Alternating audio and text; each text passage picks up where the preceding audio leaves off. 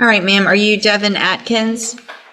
And Miss Atkins is on probation for the third-degree felony offense of injury to an elderly person. That's started at May 23rd of 2022. There was a motion to adjudicate probation filed. She entered pleas of true to counts 4 and 5. Does the state have testimony with regard to counts 1, 2, and 3? Yes, if the court would like. Yep, I think I would. Yeah, Matt Cole, Ms. Shakita Cole. Yes, ma'am. Good morning, Ms. Cole. Would you please raise your right hand? Do you swear or affirm the testimony you're going to give in this hearing will be the truth, the whole truth, and nothing but the truth, so help you God?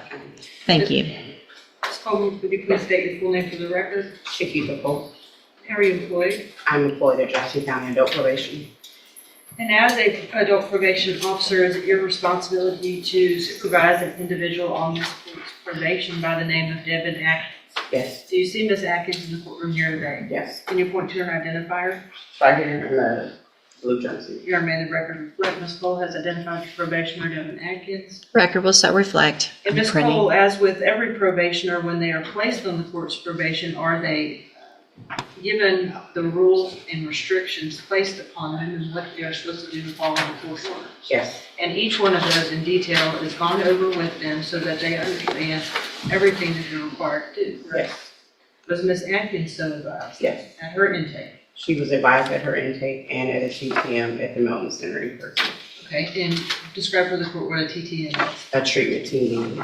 Okay, so in your opinion, Ms. Cole, as her probation officer, was Ms. Atkins fully apprised and aware of what she was required to do on probation? Yes. And were in fact a majority of those things intended to help her? Yes. Was she advised that she was to report to the Community Supervision Department when directed by yourself in the court? Yes. And did Ms. Atkins, based on Here's where things start to unravel. Miss Atkins had clear instructions, multiple reminders, and still didn't report as required. In legal terms, failing to notify your probation officer isn't just a minor slip. It's a direct violation of court orders. And the court takes this seriously because it's not just paperwork. It's about accountability and public safety. Notice how the probation officer stays calm, laying out fact after fact, while the tension in the courtroom starts to build. You can almost feel the judge leaning in, waiting for the next move. your review of the file, failed to do that on multiple dates, including but most likely not limited to November 4th of 2024, November 19th of 24, and, and was that in violation of her probation order? Yes. Did you address that with her and inform her, it is important to report, if you have something come up, you need to let me know? Yes. And did she do that? No. Was Ms. Atkins, as a condition of said probation, ordered to perform community supervision hours? Yes.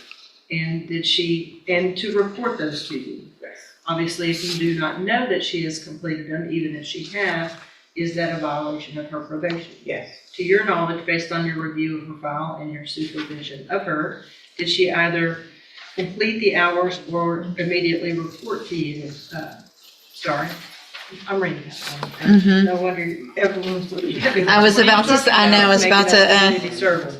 Well, that is in fact a condition of probation, right? Is it also a condition of probation that she is to report to you as her address and so that you know where she is all the time? Yes. And if she This is where the human side collides with the legal system. Miss Atkins isn't just breaking rules. Her mental health struggles are a major factor here. Courts often try to balance punishment with rehabilitation, and the repeated missed appointments show just how tricky that can be. Notice how the probation officer points out that her grandmother is involved. Family support is often crucial, but even that can't replace personal responsibility. Think about it. How much should the system bend to help someone versus holding them accountable? does not do that, is it impossible for you to locate her? That is correct. Did she in fact immediately report to you her current address? No, she did not. Anything else? I know you and I have had a lengthy discussion about her that you feel would be appropriate for the court to know in conjunction with your testimony and your updated PSI. The main thing is her mental health. She refuses to address that. We've made appointments for her with Spinal Tap, and she didn't attend the appointments. She's 100% when she was out unmedicated. So that kind of interfered with her completing her services.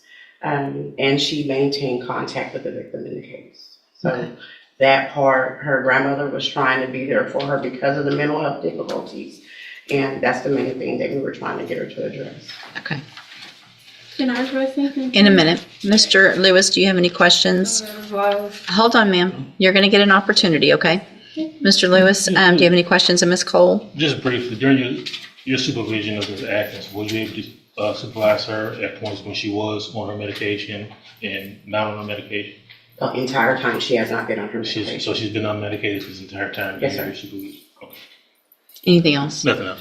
All right. Thank you, Ms. Cole. Any other witnesses with regard to the allegations? Based on the testimony, Unless I may ask, Ms. Cole, Judge, Yeah. and you stated that earlier, Miss Evelyn Thibodeau, I believe that is her grandmother, correct? Yeah, respectfully. hold on, ma'am. At some point in time in November of 2024, was Miss Atkins violating the condition the court had imposed that she not to have contact with Miss Thibodeau for Miss Thibodeau's safety? Yes. Thank you, Judge. Any questions about that? About No. the count, that's count 8 with the Right. contact? Okay. Then, at this time, based on the testimony, I am going to find count 1, 2, 3, 6, 7, and 8 true. Again, there were pleas of true to counts 4 and 5 previously. I've received an updated pre-sentence report. Has everyone had an opportunity to review that report? Yes, ma'am, Judge. Any additions or corrections to that report? No, from the defense, Judge. Nothing from the state, Your Honor, unless Ms. Cole has something to add. Do you have anything to add that's not already in your report? No. So the main thing I want to make sure, Ms. Cole, I have a notation here to ask is, you guys were aware of mental health issues and had opportunities for Ms. Atkins to participate in mental health services. Is that correct? I made the appointments myself for her. Okay. All right. Argument, Mr. Lewis? Well, Judge, I think definitely from the updated PSI we have, as well as I think there was some issues from the jail. If you look at those issues and activity, I think that goes directly to her mental health state.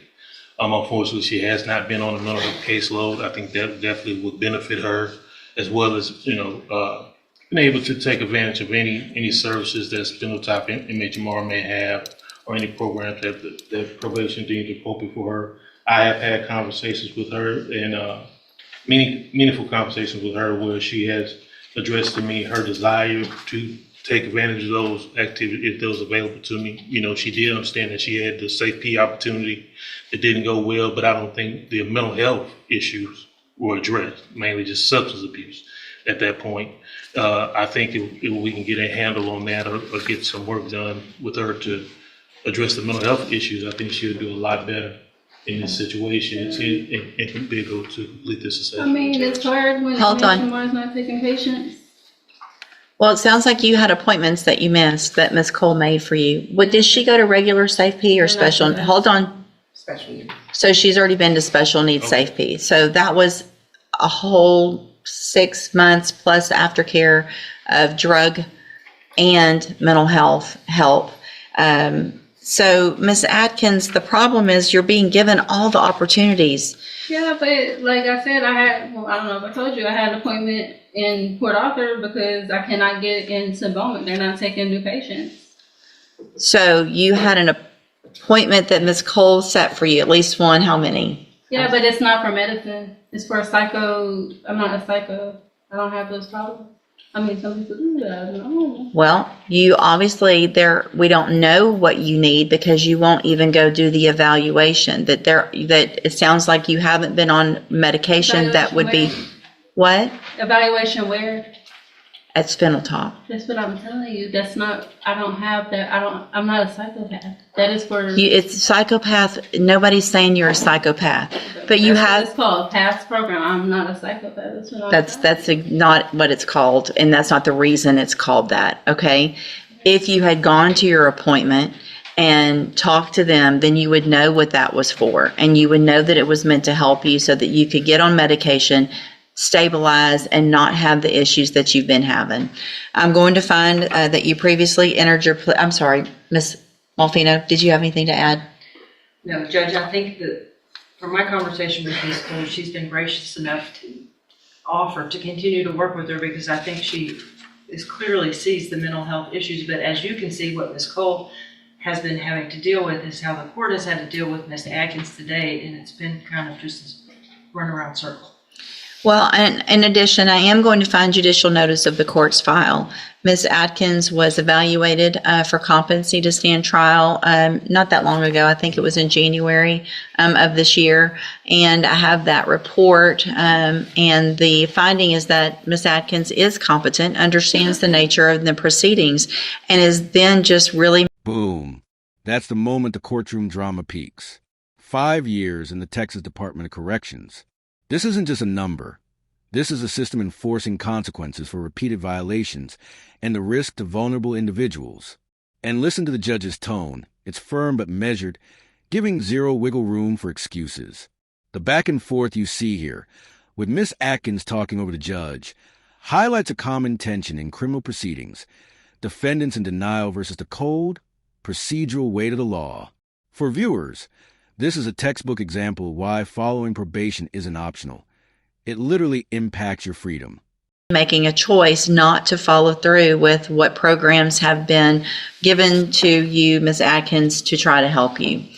So at this time, any recommendation as far as? I have one more thing to say. Okay. She has not given me the information needed to follow up with those type of things. Okay, well, I don't believe you. I don't believe you.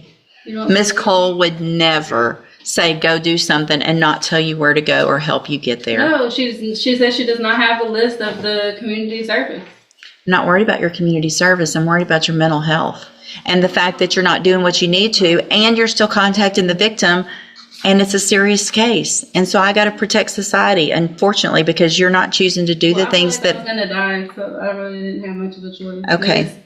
It's my life in jeopardy. I'm going to find that you entered your pleas of true to counts 4 and 5 freely and voluntarily. Again, I'm finding counts 1, 2, 3, 6, 7, and 8 true. Find sufficient evidence to find you guilty, and at this time, find you guilty. Don't talk over. I'm about to sentence you to prison, and how you keep talking over me is about to start adding years onto that. Stop talking. It's just going to get worse. Do you understand? Okay. I'm going to find sufficient evidence to find you guilty, and at this time, I'm finding you guilty of injury to an elderly individual.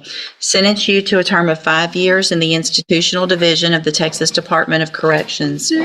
You will receive credit. You will receive credit on that sentence for any time that you've been in custody that the law gives you the right to receive. No. I'm telling you, like, she thought, like, I could not get up there. I'm going to hand you the trial court certification that shows this I would was. like to speak to a detective. This was not an agreement, and so you waived your right to appeal. I need you to sign that with I gave you her. hospital papers. I gave her everything. I'm also I had handed a you. doctor's appointment and everything. That's what I'm I've got telling 5 you. more years that I could add on to that. Oh, yeah. I can give you up to 10. Yeah. You need to stop talking so I can finish what I need to do, okay? I'm telling you, I'm not guilty. That's what I'm telling you. I did not have a choice. I went to the hospital and everything. I'm handing you a 3 written times. admonishment regarding your ineligibility to possess a firearm or ammunition. Because of the judgment entered I against. don't have a gun.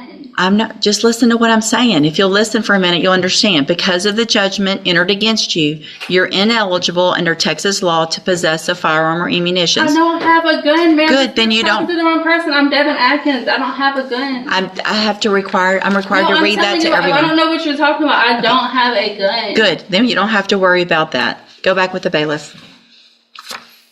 Thank you.